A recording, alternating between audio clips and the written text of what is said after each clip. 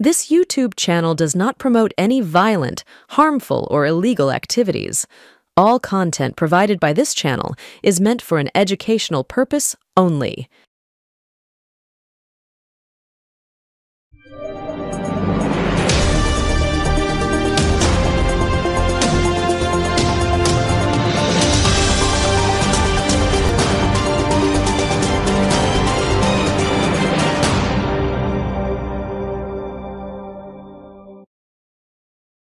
সুপ্রভাত, স্বাগতম, আসসালামু আলাইকুম।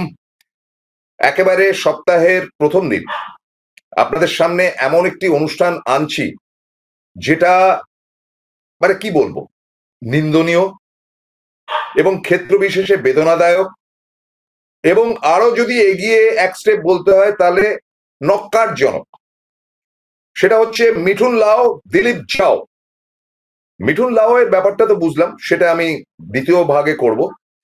কিন্তু একটি ব্যাপার ঠিক যে দিলীপ ঝাও এই ব্যাপারটা মোটামুটি ভাবে দিলীপ ঘোষের সঙ্গে যে অসভ্যতামি করেছে বিজেপি দল, সেটা তাদের মতন দল, বিশেষ করে আরএসএস পরিচালিত বা সংগঠিত যে দল, সেটা কল্পনা করা যায় না।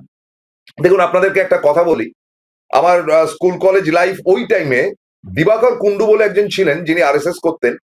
পরবর্তী অধ্যায়ে জনতা পার্টি, প্রথম 1977 জনতা পার্টি ফর্ম করে তিনি সেখানে আসেন এবং পরবর্তী অধ্যায়ে বিজেপির হয়ে, প্রথম বিজেপি 1980 বিজেপির হয়ে তিনি ভোটে দাঁড়ান, পরাজিত হন।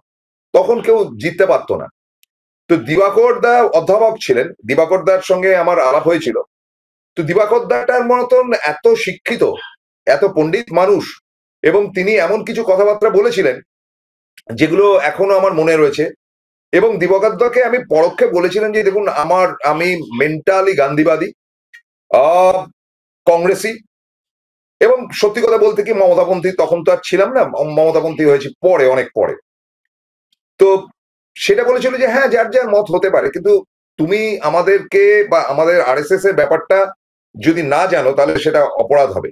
হ্যাঁ, কে স্বাধীনতা সংগ্রামে গেল বা না গেল আমি জানি না, কিন্তু দিবাকর দা একটা কথা বলেছিলেন যে আমাদের রাষ্ট্রীয় স্বয়ংসেবক সঙ্গে আসতে গেলে তাকে ত্যাগী হতে হবে, ভোগী হলে চলবে না।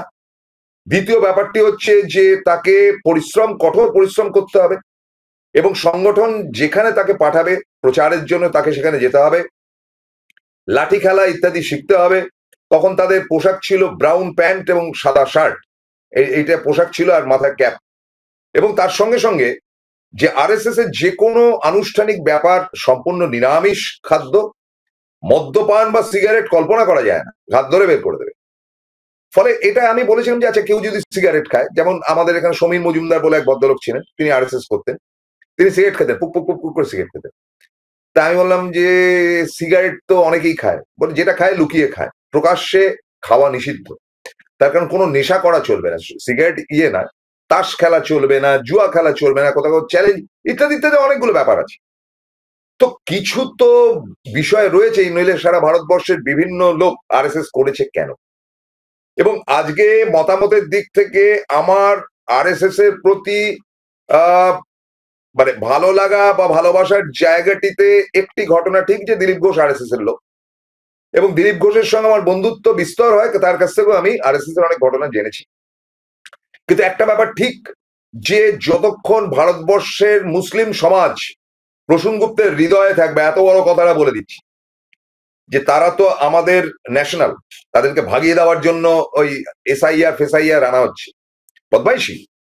মানে যতক্ষণ পর্যন্ত ভারতবর্ষের শেষ মুসলিম মানুষটি থাকবে, আমি দরকার হলে পথে নামবো, রক্ত দিতে রাজি আছি। আজকে এতটা বয়সে আমি এখান থেকে প্রতিজ্ঞা করে বললাম, সোমবার দিন সকালবেলা, শ্রাবণ মাস চলছে, শিব ঠাকুরের মাস অনেকে বলেন, বেশ ঠিক আছে, আমি তো অত ধর্ম বুঝি না, কিন্তু এখান থেকে আমি প্রতিজ্ঞা করছি যে ভারতবর্ষের প্রতিটি মুসলিমের উপর আমার প্রচন্ড ভালোবাসা রয়েছে, এবং সেই কারণে আমি আরএসএস এর কতগুলো ব্যাপারে আমার আপত্তি রয়েছে। কিন্তু দিবাকর দা বলেছিলেন যে আমাদের তো মুসলিম ঘৃণার ব্যাপার না, যারা ভারতবর্ষে থাকে সবাই ভারতীয় নাগরিক।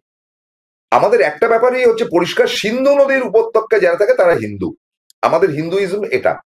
তো তারপর দেখলাম সেটা বিকৃত হতে হতে হতে হতে পচা ধচা ছেঁচা ছোট লোক মার্কা একটা জায়গাতে এসে দাঁড়িয়েছে। এই মুহূর্তে বিজেপির কেন্দ্রীয় জায়গায় মোহন ভাগবতের সঙ্গে যে একটা টাফল চলছে নরেন্দ্র মোদী, সেটা তো আপনারা জানতেই পারছেন আমার কাছ থেকে। এবং বাস্তবিক কথাটা হচ্ছে যে এই যে আইডেন্টিটি ক্রাইসিস বলেন, আইডেন্টিটি ক্রাইসিসের জায়গায় চলে গেছে আজকে আরএসএস।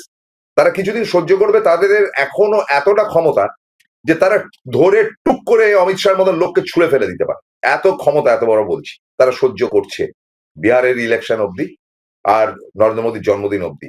তারা বিন্দুমাত্র খুশি না, বিশেষ করে ধনকরকে যেভাবে শেষ করে দেওয়া হলো সেই ব্যাপারেও তাদের অখুশির ব্যাপার কিন্তু রয়েছে। কারণ ধনকরের একটা আরএসএস এর দিকে একটা ঝোঁক ছিল, তিনি আরএসএস করেননি। ফলে এই ধরনের একটা অগণতান্ত্রিক পদ্ধতিতে ধনকরকে ঘাড় ধরে বের করে দেওয়া হলো, যেটা আগের দিন বলে দেওয়া হয়েছে। ফলে আজকে আবার ফ্রেশ লোকসভা আছে, আর কিছুক্ষণ বাদে শুরু হবে। সেখানে কংগ্রেস সহ সমস্ত বিরোধীরা ধনকরের একটা ফেয়ারওয়েল প্রোগ্রাম করবে, মানে বিদায়ী, যেটা যেটা মানে বিজেপি করেনি সেটা তারা করতে চলেছে। মানে তাণ্ডব চলবে আজকেও, দেখবেন লোকসভায় খুব তাণ্ডব চলবে যতক্ষণ না অপারেশন সিঁদুর এবং এই যুদ্ধ বিগ্রহ 26 জনের প্রাণ গেল কি করে, এগুলোর যতক্ষণ না কৈফিয়ত দেবে বা এসআইআর নিয়ে যতক্ষণ না আলোচনা করবে, ততক্ষণ পর্যন্ত কিন্তু এই লড়াই চলবে। এবং এটা নরেন্দ্র মোদীর এক ধরনের মজা। যদি লোকসভা রাজ্যসভা ভোগের খাতায় যায় তার মজা, কেন তিনি তো ফেস করতে চান না। মানে এত ভয়ঙ্কর, এত বাজে অ্যাডমিনিস্ট্রেশনের জায়গা থেকে একটা মানে উপরাষ্ট্রপতি রিজাইন করছে, তার থেকে লজ্জার সারা বিশ্বে কিছু হতে পারে না। আজ অব্দি ভারতবর্ষের ইতিহাসে এই ঘটনা ঘটেনি। তো ফলত সেই জায়গা থেকে গোটা ভারতবর্ষের চিত্রটি কিন্তু আপনাদের সামনে তুলে ধরলাম। এবং গোটা বিজেপির চিত্রটি তুলতে গিয়ে যেটা হলো, সেটা গোড়াপত্তনেই বলি। ফার্স্ট হাফটা দিলীপ দার কথাটা বলি, কারণ মিঠুনের ব্যাপারটা মারাত্মক কিছু ঘটনাটা নিয়ে আসছে। দিলীপ দার সঙ্গে আমার বিস্তর কথা হয়েছে, এবং পসিবলি গতকাল সকালবেলাও দিলীপ দার সঙ্গে আমার কথা হয়েছে। দিলীপ দার একটি ছবি কিছু ইউটিউবার, তাদের জাত বা জন্মের ঠিক নেই, এরকম ধরনের কিছু একটা কথা দিলীপ দা বলেছিলেন। যাই হোক, সেটা আমিও বলি, কারণ এরা ছোট খোকা নাকি মেজো খোকার কাছ থেকে প্রচুর টাকা পয়সা খেয়ে তার হয়ে দাওয়ালি করে। একটা মেয়ে আছে, কি নাম বলে যাচ্ছি, এইসব অ্যাঙ্কার হয় কি করে? সে যখন চাকরি করতো কোন একটি মিডিয়াতে, সেটাও ইউটিউব মিডিয়া ছিল, সেখান থেকে 1 লক্ষ টাকা ঘুষ খেয়েছিল, তার জন্য তার চাকরি চলে যায়। পরে সে নিজেই ইউটিউব করে 1 লক্ষ টাকা ঘুষ খেয়েছিল, প্রমাণ করে দেবো। তার সঙ্গে যে চাকরি করতো সে বর্তমানে আমাদের সংস্থায় চাকরি করে। এই এত বড় কথা বলছি। মানে যত চোর, 420 ছেঁচড়া, আরেকটা আছে আরামবাগ চিকেন, মানে কোটি কোটি টাকা কলকাতা শহরের কোথায় তার আত্মীয়র নামে জমা রয়েছে সেটাও এক্সপোজ করবো আগামী দিনে। এবং আমি খালি একটা কথাই বলবো যে শাহাদা, স্বর্ণকমল সাহা, আপনার অঞ্চলে কিন্তু এর পয়সা কড়ি লোকানো আছে, এত বড় কথা বলে দিচ্ছি। মস্ত বড় কথা বলে দিলাম, বলতাম না, সব কথাই পরে বলবো, গোপন আছে, হেনা তেনা ন্যাকামি করলে তো আর আপনারা আমাকে বিশ্বাস করবেন না। স্বর্ণকমল সাহার অঞ্চলে এই আরামবাগ চিকেনের টাকা লোকানো রয়েছে কোনো এক ব্যক্তির কাছে, সিআইডির কাছে তার তথ্য আছে, এবং তারপরে কি দাঁড়ায় পরে দেখা যাবে। এরা মিলে দিলীপ ঘোষকে একটা নোংরামির জায়গায় নিয়ে গেছে। আচ্ছা, কি ঘটনা যে দিলীপ ঘোষ কোন এক মহিলা না, যেটা দূর থেকে মনে হয়েছে সেটা তার স্ত্রী মনে হয়েছে, বা অন্য কোনো কেউ হতে পারে। তো দিলীপ দাস সরাসরি গত শনিবার দিন গিয়ে লালবাজারে এফআইআর করে এসছেন। এফআইআর মানে মারাত্মক এফআইআর, মানে আইটি ইয়েতে গিয়ে এফআইআর করেছেন, এবং কোনো একজন অ্যাসিস্ট্যান্ট কমিশনারের সঙ্গে তিনি কথা বলেছেন, তারা দায়িত্ব নিয়েছেন, এবং তিনি এফআইআর করেছেন এই কটি ইউটিউবারের বিরুদ্ধে। একই রকম চার্জ যে তারা এই ধরনের একটি ছবি যেটাকে দিলীপ ঘোষ বলে বাজারে চালু করছে, সেটা তারা ছাপায় কি করে, এবং তাদেরকে অবিলম্বে গ্রেপ্তার করতে হবে। এবং দিলীপ দা বোধহয় সম্ভবত 100 কোটি টাকার মানহানির মামলা করছেন, সেটা হয়তো কালকেই কোর্টে উঠতে, আজকেই হয়তো কোর্টে উঠবে, আজকে না হলো কালকে কোর্টে উঠবে, হয়তো গ্রেপ্তার এরা হতে পারে। কোর্টে উঠেই বা লাভ কি? আমি তো দেখছি 2014-তে নরেন্দ্র মোদী ক্ষমতায় আসার পর থেকে সবকটা কোর্ট নরেন্দ্র মোদীর বশম্বদ এবং বিজেপির ছানাপোনাদের সব ছাড় করে ছেড়ে দেওয়া হচ্ছে। কি যে চলছে আর না চলছে, এই কথার জন্য কেউ যদি আমাকে জেলে পড়ে পুড়ে দেবেন, আমারও সোর্স আছে ভাই। আমি এমন একটা ফ্যামিলি বিলং করি না, আমাকে ধরতে গেলে বিপদ আছে। ভারতবর্ষ কেন, আমেরিকা, ব্রিটেন অব্দি চলে যাবে, এত বড় কথাটা এখান থেকে বলে দিচ্ছি। শহীদের পরিবার, আর্ম ফোর্সের লোকের ছেলে আমি, দাপটে এই জন্য অনুষ্ঠান করি, পরোয়া করি না কোনো শান্তির ছেলেকে। চলুন, তারপরের কথাটা হচ্ছে যে দিলীপ ঘোষের ব্যাপারটা, এই ছবিটা দিলীপ ঘোষ বলেছে ফলস, বা এই গোছেন, আমাকে বলেন। আমি তাকে এই ধরনের প্রশ্ন করি না, আমি বলেছি দিলীপ দা যেটা হচ্ছে আপনি কমপ্লেন করুন, থানায় ইয়ে করুন। তো দুদিন তার বোধহয় এটা বুঝতে লাগলো। আপনারা যদি ধরে নেন যে আমি উস্কেছি, আমি বেশ করেছি, এদেরকে ধরে ডান্ডা দিয়ে পেছনে উইকেট ঢুকে তুলে নেওয়া হচ্ছে। প্রচুর টাকা, কোটি কোটি টাকা এই সব ইউটিউবারদের। এক, এবং সোমনাথ যেটা বলছে, সোমনাথ আমাদের একজন ইউটিউবার আছে, very close two Kunal Ghosh, nice chap, ঠিক কথা বলেছে সোমনাথ। আমি সোমনাথকে, আই লাভ ইউ সোমনাথ, তুমি ঠিক বলেছো। তো এখন ঘটনাটা হচ্ছে, ধরুন ছবি এবং ব্যাপারটা সত্যি দিলীপ ঘোষের, ধরুন, আমি ধরতে আপত্তি নেই, আপনি কি, আপনাদের কাছে একটা আবেদন করি, আপনারা যারা বিবাহিত পুরুষ বা মহিলা যারা এই অনুষ্ঠান দেখছেন, আপনার ঘরের লুকানো ক্যামেরাতে আপনি আপনার স্ত্রীর সঙ্গে বা স্বামীর সঙ্গে ঘনিষ্ঠ হচ্ছেন, সেই ছবি তোলার অধিকার বিশ্বে কারুর আছে? থাকতে পারে। তার কারণ, যদি একজন পুরুষের বিপরীতে থাকা মহিলা আপত্তি না থাকে এবং তারা যদি মিলিত হন, তাহলে কারুর কিছু বলা নেই, কোনো শান্তির ছেলের কিছু বলার নেই। এক, ব্ল্যাকমেল ট্যাকমেল না, যেটা ওই সুশান্তরা ব্ল্যাকমেল করে বদমাইশি করেছিল, বা ভট্টাচ কার কোলে বসে পড়েছিল, বা কীর্তি করেছিল, কাকে ঠোনা মেরেছিল, সেটা না। দুজনের যদি আপত্তি না থাকে এবং দুজনই যদি বয়স্ক হয়, মোর দেন 19 ইয়ার্স, তারা যদি হয়, তারা মিলিত হওয়ার কোনো দৃশ্য আপনি তুলতে পারেন না, তুললেও আপনি দেখাতে পারবেন না আইনত, কারণ তারা বয়স্ক।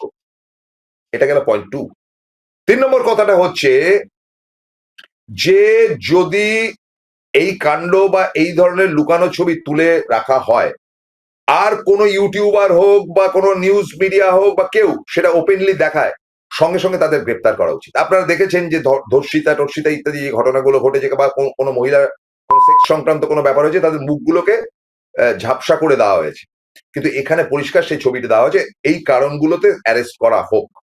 এবং আমি চাই কঠিন থেকে কঠিনতম আইনজীবীর মাধ্যমে দিলীপ ঘোষকে এই অবমাননার জায়গাটা তুলে ধরা হোক, তারপরে দেখবো কোন বিচারপতি কি বলে না বলে, তারপরে তো পথে নামতে হবে। আপনাদেরকে বলি, দিলীপ ঘোষের পেছনে কিন্তু হাজার হাজার বিজেপির লোক রয়েছে, তারা বুঝতে পেরেছে এটা নোংরামি হয়েছে। আপনাদেরকে বলি, তৃণমূল প্রথমে এটা নিয়ে মজা করতে গিয়েছিল, কিন্তু একেবারে ওপর মহল থেকে অর্ডার এসছে এই নোংরামের মধ্যে কেউ যাবে না। এখনো পর্যন্ত যদি কোনো তৃণমূল এটা নিয়ে ছবি চক্কা করে চালাকি বা বাজে পোস্ট করতে থাকে, তিনি তৃণমূল নয়, তার দায়িত্ব তৃণমূল নেবে না, এবং সেটা যদি তৃণমূল জানতে পারে তার গ্রেপ্তার করা হবে, পরিষ্কার থ্রেট আমাকে বলা হয়েছে। তো এটা তৃণমূল চুপ করে গিয়েছিল, প্রথমে একটু পাকামি করতে, তৃণমূলের বেশ কিছু অশিক্ষিত ছেলে পুলে তো এগুলো নিয়ে পোস্ট করে একটু পাকামি করতে গিয়েছিল, আবার তাদেরকে দাবড়ে দেওয়া হয়েছে। কারণ এই বিষয়টা যদি বলার থাকতো তো কুণাল ঘোষ ছিল, এবং কুণাল ঘোষ তিনি মুখপাত্র, general secretary of the party, তিনি তো কিছু বলেননি এখনো। এবং বাকি ধরুন কুণাল ঘোষ ঘনিষ্ঠ যে সমস্ত ইউটিউব রয়েছে এখানে, সে তো মহা মুশকিলে বাজে, দীপক ব্যাপারী বলুন, প্রবীর বিশ্বাস বলুন, সকলেই মোটামুটি বিরুদ্ধে, দিলীপ ঘোষের পক্ষে রয়েছে। যে জিনিসটা নোংরামি হয়েছে, ডার্টি ওয়ার্ক, কারা করলো? $1 মিলিয়ন কোয়েশ্চেন। আমি মনে করি, বা আমি মোর দেন শিওর, কাঁথির মেজো খোকার চেলা চামুন্ডারা পয়সা দিয়ে করানো হয়েছে। এবং এদের বিরুদ্ধে যেদিনকে দিলীপ ঘোষ সেই জন্মের ঠিক নেই ইত্যাদি ইত্যাদি বলেছে, তারপরেই প্রবীর বিশ্বাসের সেই তথাকথিত বিখ্যাত ইন্টারভিউ গুলোর পরেই তারা ফিল্ডে নেমে এগুলো দেখিয়েছে। আচ্ছা, এই ছবিটা তুললো কে ক্যামেরাটা ফিট করেছে? কথার কথা, যদি সত্যি হয়ে থাকে, খুব রহস্য তদন্ত হবে, কারণ যেভাবে দিলীপ বাবু এটা কমপ্লেন করেছে, সমস্ত তদন্ত হবে, এবং যেই যুক্ত প্রত্যেকে অ্যারেস্ট হবে, গ্রেপ্তার হবে, এবং বিভৎস। এটার নিয়ম হচ্ছে গিয়ে যে কোনো মানুষের মানহানি, মানে বিশেষ করে মহিলা পুরুষের এই ধরনের কোন ছবি যদি কেউ ইয়ে করে, মিনিমাম 7 ইয়ার্স, 7 বছরের জেল হবে, 7 বছর, 7 ইয়ার্স। তো সুতরাং আজকের দিনটা দেখুন, আমার গতকাল দিলীপ দার সঙ্গে কথা হয়েছে, এটা শেষ দেখে ছাড়বে, এবং এই নোংরামির মধ্যে তৃণমূল নেই। এবং আরো বলে দিই যে যেহেতু বিজেপি দলটার মধ্যে ভোদাই চোদাই সমস্ত লোকে ভর্তি, তো সুতরাং এই ঘটনাটির পেছনে যারা রয়েছেন তাদের প্রত্যেককে কিন্তু খুঁজে নেওয়া হবে, কারণ শ্রমিক ভট্টাচার্যের পক্ষে কিছু করা সম্ভব না। এরকম গল্প শ্রমিকের এগেনস্ট হয়েছে, হয়েছে, কার এগেনস্ট হয়নি। আসলে আপনি এই ধরনের নোংরামি যত বেশি করবেন তত আপনি বিজেপিতে এই মোদি রাজে আপনি তাদের জায়গায় যেতে পারবেন এবং তারা আপনাকে মাথায় তুলে রাখবে, বাহ বেটা বহুত আচ্ছা কিয়া, জঘন্যতম কাজ করেছে খুব আচ্ছা কিয়া, চুরি করেছে বহুত আচ্ছা কিয়া, মেয়েদের ধর্ষণ করেছে ক্যা বাত ক্যা বাত। যে দেখেননি গুজরাটে সেই রেপ করার পর তাদের যখন জামিন হয়েছিল তখন মালা দিয়ে নিয়ে আসা হয়েছিল যে কি মহান কাজ করে এসছে। দিবাকর কুন্ডু কি এই বিজেপির কথা বা এই বিজেপির জন্য লড়াই করেছিলেন? দিবাকর দা আজকে বেঁচে আছে কিনা আমি জানি না। তো প্রশ্নটা থাকতেই পারে যে এইরকম একটি শিক্ষিত পরিমণ্ডিত বিজেপি বা আরএসএস এর কাছে সরাসরি প্রশ্ন রাখছি, এইসব ছোট লোকদের জন্য কি আপনারা বড় বড় ভাষণ দেন যে যারা নোংরা কদর্য কাণ্ড করতে পারে?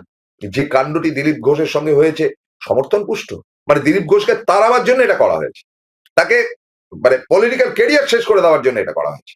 দেখুন এটা কোথা থেকে কোথায় যায়, এবং সম্মিলিতভাবে আজকে ইন্টেলেকচুয়াল ক্লাস থেকে শুরু করে প্রত্যেকে দিলীপের পাশে, সিপিএম পর্যন্ত দিলীপের পাশে এসে দাঁড়িয়েছে যে নোংরামি হয়েছে এটা। তৃণমূল তো আছেই। বলবো দিলীপ যাও মিঠুন লাও, মিঠুনকে নিয়ে কেচ্ছার চূড়ান্ত সেই গল্প আপনাদের শোনাবে একটা বিরতির পর। সঙ্গে Found Kolkata's first ever sweet shop serving so unique items like Dab Malai Curry, Motichur Truffle, Gajor Borfi, Dab Kalakand, and I had to try them. শুধু তাই নয়, শক্তিগড়ের ল্যাংচা, বর্ধমানের সীতাভোগ, মালদার পোস্তকদম, বহরমপুরের ছানা বড়া, এগুলো সবকিছু খেতে হলে আর এত দূরে যেতে হবে না। সুন্দরিনী ন্যাচারালসে পেয়ে যাবে পশ্চিমবঙ্গের বিখ্যাত 10টা জেলার মিষ্টি all under the same roof. এদের বেস্ট সেলার্স কচি ডাবের শাঁস দিয়ে বানানো ডাব মালাইকারি আর কলা পাতায় মোড়া গুড়ের সন্দেশ পাতুরি আর আ মাস্ট ট্রাই।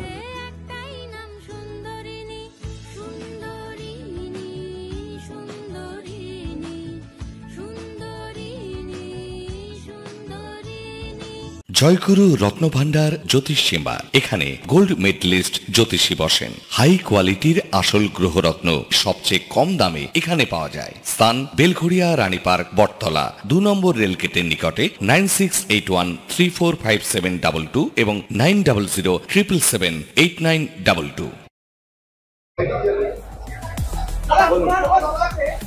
আপনি কোন চ্যানেলের? হ্যাঁ, আপনারা এটা তুলুন আর এখানে আসবেন না মারবেন। এই লোকটার নাম নিলে আমার না, এটা একটা পচা নর্দমা। এই পচা নর্দমার সাথে আমার কম্পেয়ার করবেন, জান আপনি চলে যান। কত বড় ওস্তাদ! এই মিঠুনকে মুখ করে 2026-এ মমতার বিরুদ্ধে লড়াই করতে চলেছে।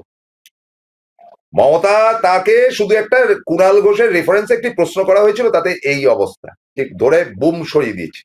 জানেন, বিশ্বাস করুন, আমি যখন এই ট্রেডে আসি সেটা হচ্ছে গিয়ে 1998-99, তো 2001-এ তখন ওই সময় মানে পশ্চিমবঙ্গের নতুন রাজ্যপাল হয়ে আসেন বীরেন যে শাহ, এবং বীরেন যে শাহ এক্স মানে আর্মির লোক ছিলেন, দারুণ কড়া ধাতের মানুষ এবং খুব মানে বলিষ্ঠ।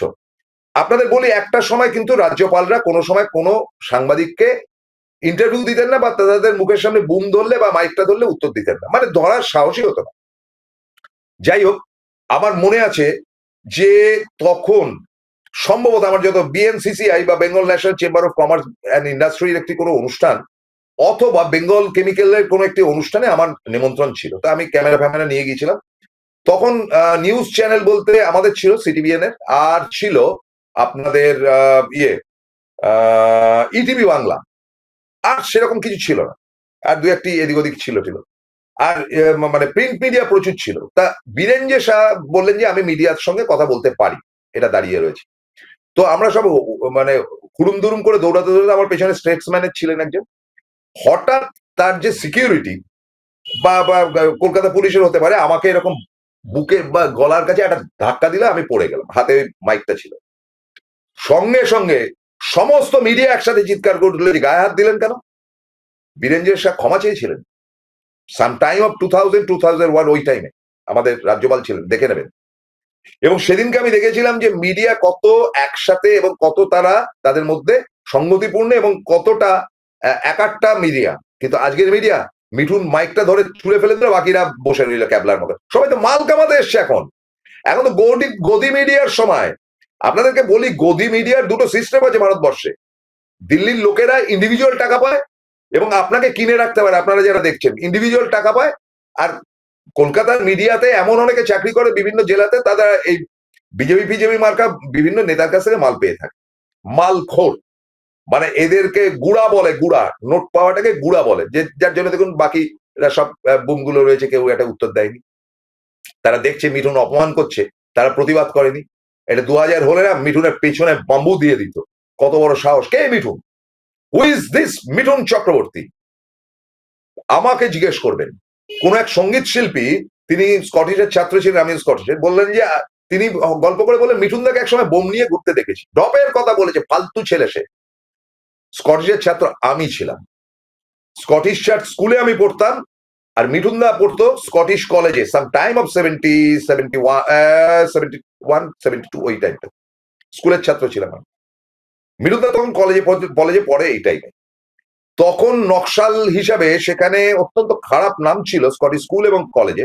শরৎ বলে একটি ছেলে, শরৎ কর, আচ্ছা, দ্বিতীয় হচ্ছে গিয়ে প্রবীর ঘোষ, তৃতীয় হচ্ছে গিয়ে নেত্য চৌধুরী বা নেত্য সাহা, এরকম ধরনের এরকম ধরনের কিছু ছেলে লোক, তারা দুটো স্কটিশে বোমাবাজি করতো, টাকা তুলতো, এবং পরবর্তী অধ্যায়ে যখন সিদ্ধার্থ শঙ্কর এক ক্ষমতায় আসে, তারা সবাই চলে গিয়েছিল সিদ্ধার্থ রায়ের সঙ্গে।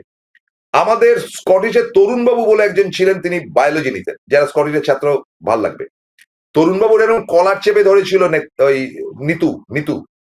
নিতুদা, ইস্ট বেঙ্গল নিতুদা, এখন কিছু মনে করবেন না, তার নামও নিতু ছিল। পাড়াতে গাঁজা খেত। স্কটিশের সামনে একটা পানের দোকান ছিল, একটা গলি ছিল, সেটা হচ্ছে বিড়ি গলি নাম দেওয়া হয়েছিল। টিচাররা বলেছিল ওখানে যারা নতুন সিগারেট খাওয়ার শিখেছে তারা ওখানে গলিতে গিয়ে সিগারেট খেত। সে বিড়ি গলিতে এই নিতু থাকতো। নিতু একদিন স্কটিশ স্কুলে ঢুকে মস্তানি করতে গেছে। তো তখন ওই কোলাপসিবল গেটটা বন্ধ করে দেওয়া হচ্ছে মেন বিল্ডিং এর, এবং ভেতরে দাঁড়িয়ে ছিলেন তরুণ বাবু, আমাদের বায়োলজির টিচার, এবং তিনি স্পোর্টসেরও টিচার ছিলেন, ক্রিশ্চিয়ান। তরুণ কি পদবী বেশ। নিতু হাত গ্রিলের ভেতর থেকে ঢুকে তরুণ স্যারের কলারটা চেপে ধরেছিল। মেজাজটা খারাপ ছিল দাদা, মেজাজটা খারাপ ছিল, সহ্য করতে হয়েছিল ওই সময়টা। তখন কথা বললে ভূতপূর্ব করে দিত। বিশ্বাস করুন, দিব্যি দিয়ে বলছি আপনাদেরকে, দিব্যি দিয়ে এত বড় কথাটা বলছি। 1975 না আর একটু পরে, 76-77, তখন আমি ইঞ্জিনিয়ারিং এর ছাত্র। সেই সময় রূপবাণী সিনেমার উল্টো দিকে আমাদের একটা পেট্রোল পাম্প ছিল, এবং পেট্রোল পাম্পটা আমার ছোট পিসি পেয়েছিলেন, যেহেতু তার হাজবেন্ড লেফটেন্যান্ট কমান্ডার রজত সেন 71 যুদ্ধে প্রাণ দিয়েছিলেন, ওই পেট্রোল পাম্পটা পাওয়া গেছিল। সেখানে এই নিতু তোলাবাজি করতে আসতো ওই এলাকাতে, কংগ্রেস করতো তখন, সাম টাইম অফ 76। তো পেট্রোল পাম্পে যখন ঢুকেছে, নিয়ম ছিল পেট্রোল পাম্পটা আর্মিদের জায়গা ছিল, আর্মিরা একদম কড়াকড়ি ভাবে বটতলা থানাকে বলেছিল এখানে যদি কেউ ঢোকে ডান্ডা দিয়ে পেটানো হবে। এই মিঠুনদার বন্ধু বান্ধবের গল্প বলছি। এই শান্তির ছেলে ঢুকে আমার কাকাকে বলছে টাকাটা দে, মালফালকে চুর। সকালবেলা তখন 11টা 11:30 বাজে। বিশ্বাস করুন, আমার কথা বিশ্বাস করতে হবে, অনেস্টলি, আমি দিব্যি ফিব্বি মানি না। গুছিয়ে কেলিয়েছিলাম। ওই যে রডটা থাকে না যেটা দিয়ে গাড়িতে ঘোরায়, মানে এরকম করা রডটা, এরকম যে রডটা থাকে যেটা দিয়ে গাড়ি হুইলার থাকতো, তখনকার দিনে ছিল এই গাড়িগুলো, অস্টিন গাড়িতে লাগতো, ওই একটা রড দিয়ে গুছিয়ে কেলিয়েছিলাম। বলেছিলাম শয়ের বাচ্চা, তোর যে বাপ আছে ডেকে নিয়ে, কংগ্রেসের জমানা সেটা, কোনো বাপ আসতে পারেনি। তার আগে কিন্তু বটতলা থানার লোক এসে ওর কলারটা চেপে তুলে নিয়েছে। তরুণ স্যারের বদলা নিয়েছিলাম এইভাবে। I am a different character. মিঠুনদা, সেই মিঠুনদা এদের সঙ্গে যদি নকশাল করে থাকে আমার জানা নেই। নকশাল বলে কোনো বস্তু ছিল না। ঢ্যামনামি করার জায়গা মিঠুনদা অন্য জায়গায় দেখাবেন। আপনি যেখানে ওই যে অঞ্চলটা, অর্থাৎ কিনা স্কটিশ স্কুল থেকে স্কটিশ কলেজে যাওয়ার যে অঞ্চলটা, ওটা গাঁজা গলি ছিল, গাঁজা খেত সবাই। এবং স্কটিশ কলেজের সামনে যে ইয়েটা ছিল, পার্কটা ছিল, সে পার্কেও গাঁজা খাওয়া হতো। এবং মিঠুনদা সেখানে বসে ওইসব কাণ্ড কারখানা এদের সঙ্গে ঘুরতে ঘুরতো। জীবনে বোমা ধরেনি, জীবনে নকশালের ওই কিছুটা নকশালদের বন্ধু ছিল। তারপর হঠাৎ রাতারাতি শুনি মিঠুনদা চলে গেছেন বম্বেতে, বিরাট আর্টিস্ট, ইত্যাদি ইত্যাদি। গিয়ে 2-4টে কি প্রথমে এখানে ছবি করেছে, মৃণাল সেনের ছবি করে তিনি চলে গেছেন ওখানে। মিঠুনের ছেলে, তার কীর্তি বলছি। তো মিঠুন দা চল্লি লোক, এই যে এনাকে দেখে নিন, ইনি মিঠুনের প্রথম স্ত্রী বলে খবরের কাগজে প্রকাশ, মারা গেছে, দেখে নিন, এই খবরগুলো আমাদের কাছে আছে। ইনি হচ্ছেন মিঠুনের প্রথম স্ত্রী, বম্বে থেকে পট করে যাকে বিয়ে করেছিলেন। তা সেই মিঠুন দা ওই 2-4টে বাংলা ছবি যখন বিখ্যাত হলো, তার থেকে তিনি পুরস্কার পেয়েছেন, আর কোনো পুরস্কার পাননি। বম্বেতে যে সমস্ত ছবি করেছেন তার 90% রদ্দি, 3rd গ্রেডের, ফুটপাতে ফেলে দেওয়ার মতন। মিঠুন দা হঠাৎ আবার পশ্চিমবঙ্গে আসা শুরু করলেন, কারণ বম্বেতে তার ছবিতে একটু চাপ চলছে, তখন অমিতাভ বচ্চন তুঙ্গে, আরো নতুন আর্টিস্টরা চলে আসছে। নতুন আর্টিস্ট বলতে তখন একেবারে মানে উদয় হচ্ছে শাহরুখ, সালমান ইত্যাদি ইত্যাদি। মিঠুন দা হঠাৎ এসে এখানে সুহাসদার পা জড়িয়ে ধরলেন, সুহাসদা আমি সঙ্গে আছি, কিছু করুন। তার মধ্যে হোপ 86 তার করা হয়ে গেছে। সুহাসদা তাকে বললেন যে কিছু ভালো কাজ করো, তুমি তো বাঙালির ছেলে। তিনি তখন ওই বললে থ্যালাসেমিয়ার টাকা তোলবার, থ্যালাসেমিয়ার টাকা তুলতেন, আর সুভাষদার কল্যাণে বিভিন্ন অনুষ্ঠানে মাল কামাতেন। এই হচ্ছে ব্যাপার। সুভাষদার সিপিএম এর ছিল। এবং আমাদের দমদম পার্কের এখানে সার্বজনীন উৎসব থেকে 50,000 টাকা দিয়ে মিঠুন দাকে দিয়ে উদ্বোধন করিয়েছিলাম। সে 50,000 টাকার পুরো ক্যাশ টাকাটা ছিল। আপনারা পটলা, বুয়া, জয়দীপ, জয়, মানে যারা এই পুজোর কাণ্ডারি ছিল, এবং আমি ছিলাম, আমি ওয়ার্কিং প্রেসিডেন্ট ছিলাম, এবং কাজল বলে একজন ছিল, সেক্রেটারি ছিল। তো এদের কাছে হিসাব আছে যে মিঠুন চক্রবর্তী 50,000 টাকা ক্যাশ দমদম পার্ক সার্বজনীন থেকে নিয়ে গিয়েছিল, তার রিসিট দেয়নি, এবং থ্যালাসেমিয়ার নাম করে নিয়েছিলেন। দমদম পার্কে ঢুকলে ফেরত দিয়ে যেতে পারবে না, আসতে বলুন না। মহান চরিত্র, তাকে মুখ করে বিজেপি নতুন লড়াই লড়তে চাইছে, এত বড় কথা বলছি। এবার তাকে বলা হয়েছে, তাকে গ্যাস দেওয়া হয়েছে, তাকে অমিত শাহ বলেছে মিঠুনকে শো করো। মিঠুনের ছেলে কি বৃত্তান্ত, মিমো একটা ধর্ষণ কাণ্ডে জড়িয়েছিল 20-এ সামটাইম, আমি আপনাদের বলছি, সমস্ত পত্র পত্রিকায় সেটা বেরিয়েছিল। এই মিমো করে একটি মেয়েকে ধর্ষণ কাণ্ডে, এবং তার সঙ্গে তার মাকে দিয়ে সেভ হওয়ার চেষ্টা করি, যোগিতা বালিকে দিয়ে। এটা ঘটনাটা ঘটেছিল, আপনাদের বলি, আমি এটা তুলে রেখেছি, আমার কোনোটার কৃতিত্ব নেই। আচ্ছা, এটা হচ্ছে 17ই অক্টোবর 2020, আনন্দবাজার পত্রিকা লিখছে মিঠুনের স্ত্রী পুত্রের বিরুদ্ধে প্রতারণা ও ধর্ষণের অভিযোগ দায়ের, আনন্দবাজার পত্রিকা। এনডিটিভি লিখছে, তখন এনডিটিভি কিন্তু প্রণয় রায়ের ছিল, ধর্ষণ মামলায় মিঠুন চক্রবর্তীর ছেলে ও স্ত্রীকে ত্রাণ দিতে অস্বীকার, মানে রিলিফ দিতে অস্বীকার। দা ওয়াল লিখছে মিঠুন চক্রবর্তীর ছেলে মিমন নামে ধর্ষণের অভিযোগ, এফআইআর নাম, আরো বাকিগুলো আপনারা দেখছেন, আপনাদের এখানে ফুটে উঠছে। তো এই মিমোকে যাতে জেলবন্দি না হয়, এই যে সেই মাল, তার জন্য মিঠুন চক্রবর্তী তৃণমূল ছেড়ে ভিড়ে গেলেন। আরো তার হোটেল ব্যবসার নানা রকম কীর্তি আছে। এই যে তিনি রাতারাতি মহাগরু থেকে মহাগরুতে পরিণত হয়ে গরুর দলে তিনি চলে গেলেন, গোবর খেয়ে তিনি হয়ে গেলেন। এবার তাকে দায়িত্ব দেওয়া হয়েছে, এবং তিনি সেদিনকে যখন ওই মাইকটা ছুঁড়ে ফেলে দেন এবং চরম অসম্মান করে কুণাল ঘোষকে, তারপরে কুণাল ঘোষের লেখাটা পড়ুন। আপনাদের বলছি, কুণাল ঘোষ দুটো পেপার ইতিমধ্যে বার করেছে, যেটাতে রোজ ভ্যালির সঙ্গে মিঠুনের চুক্তি হয়েছিল, যেটা মানে কি বলে চিট ফান্ড রোজ ভ্যালির সঙ্গে, সেটা এক্সপোজ করে দিয়েছে কুণাল গত রোববার দিন, আপনারা দেখে নিতে পারেন। কুণাল কি লিখছেন? কুণাল লিখছেন রোজ ভ্যালির সঙ্গে মিঠুন চক্রবর্তীর ব্যবসায়িক চুক্তি, শুধু অভিনেতার পারিশ্রমিক মডেল নয়, অংশীদারিত্বের চুক্তি, অংশীদারিত্ব মানে পার্টনার, রোজ ভ্যালি পার্টনার চুক্তি, সই মিঠুন দা এবং তার স্ত্রী যোগিতা চক্রবর্তী। কুণালদা প্রশ্ন করছেন, প্রশ্ন নাম্বার 1, এটা সত্য? প্রশ্ন করছেন, এটা সত্য হলে রোজ ভ্যালির সঙ্গে আরো বাণিজ্যিক লেনদেন মিঠুনদার আছে কিনা জানতে হবে, প্রশ্ন তুলেছেন। পয়েন্ট নাম্বার 2, রোজ ভ্যালি থেকে মোট কত টাকা মিঠুনদা পেয়েছে, মানে এই আমাদের রক্ত জল করা যে টাকা চিটিং করে নিয়েছিল, কত টাকা মিঠুনদা পেয়েছে।